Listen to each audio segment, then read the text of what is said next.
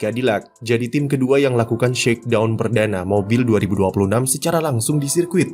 Di tengah dingin dan sunyinya sirkuit Silverstone di hari Jumat sore, raungan mesin baru Ferrari akhirnya menggelegar dengan Sergio Perez di balik kemudi dengan mobil yang dibalut livery full hitam.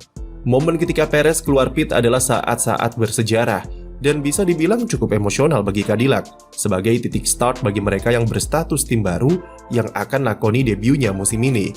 Mobil ini dibangun dengan jangka waktu yang sangat lama dan benar-benar dibuat dari nol tanpa adanya bantuan data-data dari mobil masa lampau seperti tim lain. Cadillac memulai segalanya dari sebuah guratan kertas yang bersih, secara perlahan belajar hal-hal baru yang dipadukan dengan kerjasama sampai larut malam. Sampai akhirnya mereka bisa membangun sebuah mobil F1 yang melaju mulus di Silverstone adalah pencapaian luar biasa. Bisa melaksanakan shakedown lebih awal dari tim-tim lainnya di tengah regulasi baru merupakan prestasi besar bagi Cadillac dan bisa dikatakan mereka selangkah lebih maju ketimbang lawan-lawannya.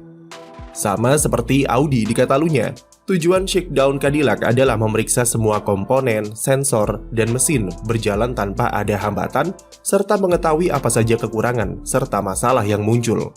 Kabarnya tim sempat alami sejumlah kendala yang membuat shakedown harus ditunda selama 3 jam. Namun masalah itu bisa diatasi, dan Cadillac bisa jalankan mobilnya di sirkuit Silverstone tanpa hambatan apapun. Shakedown kemarin juga jadi momen pertama kalinya mesin Ferrari dijalankan secara langsung di sirkuit dan impresinya cukup positif dengan suaranya yang cukup gahar.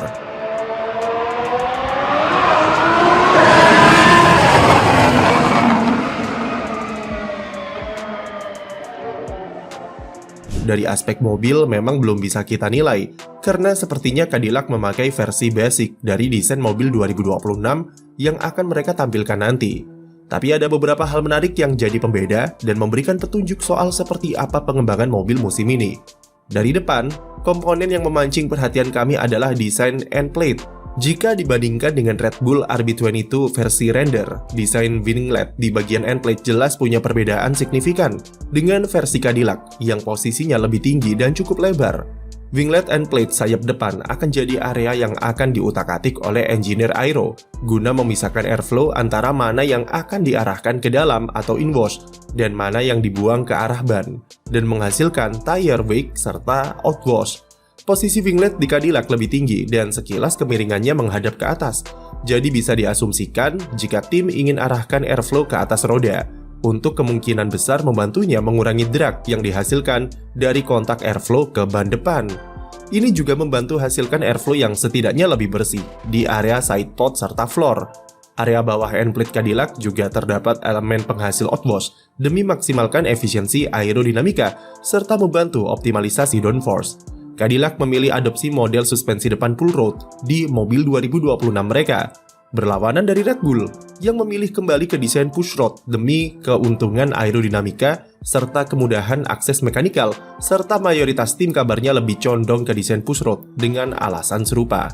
Pilihan pull rod agak beresiko karena center of gravity-nya yang rendah, berpotensi membuat mobilnya terlalu sensitif di bagian depan, atau sebaliknya malah menjadikannya terlalu kaku karena terdapat efek anti-dive. Tapi secara aerodinamika, pilihan pull rod cukup make sense jika melihat desain sidepod Cadillac di shakedown kemarin. Sidepod mereka punya inlet yang cukup tinggi, dengan ukuran besar serta lebar, seperti mobil Ferrari musim 2023 yang sempat dipinjam oleh Cadillac untuk tes di Imola tahun lalu. Desain ini bisa jadi sifatnya sementara, dan cukup terlihat bahwa Cadillac mengadopsi desain dari mobil Ferrari yang mereka pinjam. Karakter sidepod mereka juga memiliki undercut yang ekstrim, dan efek downwash curam, yang sekali lagi memberikan interpretasi berbeda terhadap regulasi 2026. Downwash curam ditambah dengan beberapa elemen akselerator di bagian belakang floor diharapkan bisa membuat diffuser bekerja lebih keras dalam menghasilkan downforce. Jadi setidaknya ada dua pendekatan sampai sekarang. Pertama adalah sidepod compact dengan maksimalkan luas floor seperti Red Bull, atau sidepod dengan undercut serta downwash curam seperti Cadillac yang cara kerjanya sama seperti mobil ground effect.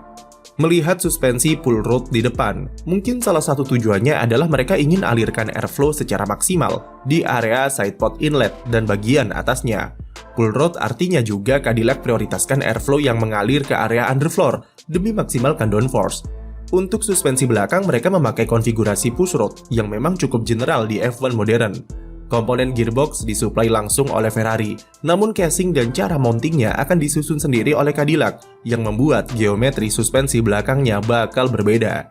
Secara keseluruhan, mekanisme aero di mobil Cadillac versi Shakedown sangat mirip dengan mobil generasi Ground Effect, yang mana itu tidak salah, dan kemungkinan besar versi final mobilnya tidak akan seperti ini. Namun pendekatan mereka dengan desain end plate dan suspensi depan pull rod sangat menarik untuk disimak seperti apa ke depannya. Apalagi Ferrari musim lalu memakai suspensi depan dengan tipe serupa, dan akankah mereka mempertahankannya di mobil regulasi baru atau tidak? Cadillac dijadwalkan merilis mobil aslinya pada tanggal 8 Februari atau sesudah shakedown serentak di Catalunya.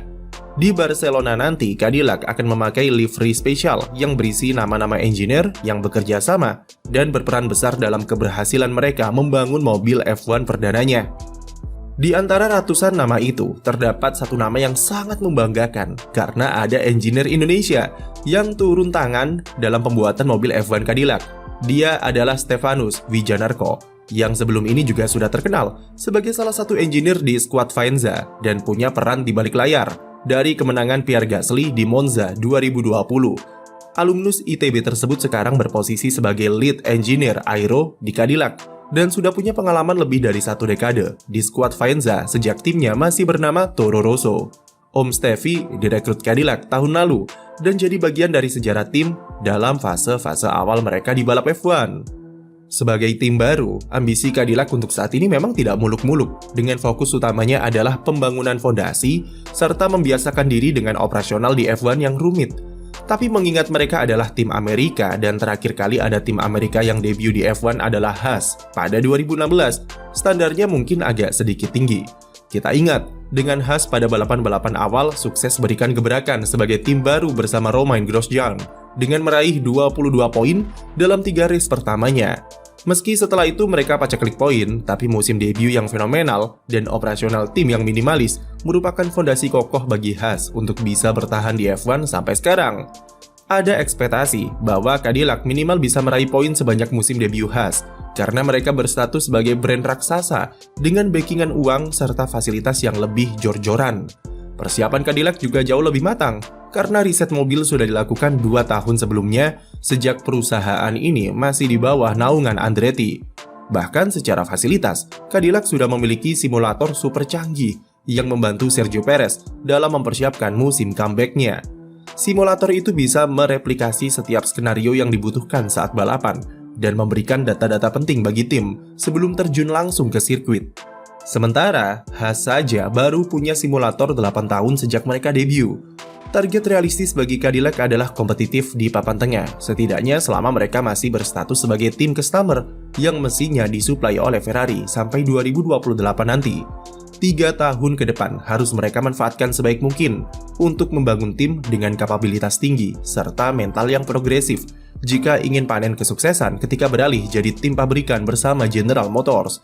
Duet Sergio Perez dan Valtteri Bottas yang penuh dengan pengalaman balapan bersama tim besar akan memberikan Cadillac keuntungan untuk mengetahui apa saja yang dibutuhkan serta bagaimana tim besar beroperasi dari mereka berdua. Peran terbesar mungkin ada di sisi Perez karena sejak dia diumumkan comeback bersama Cadillac, pembalap Meksiko ini sangat rajin memberikan masukan serta membantu persiapan timnya. Sesi shakedown kemarin, Checo lah yang dapatkan kesempatan pertama untuk jajal mobil yang ia kembangkan selama beberapa bulan lewat simulator. Peran Perez akan sangat mirip seperti di Force India atau Racing Point dulu, dengan menjadi leader yang selalu bekerja dengan menjalin kedekatan relasi bersama timnya. Sekian video dari kami, jangan lupa beri like dan subscribe untuk konten F1 lainnya.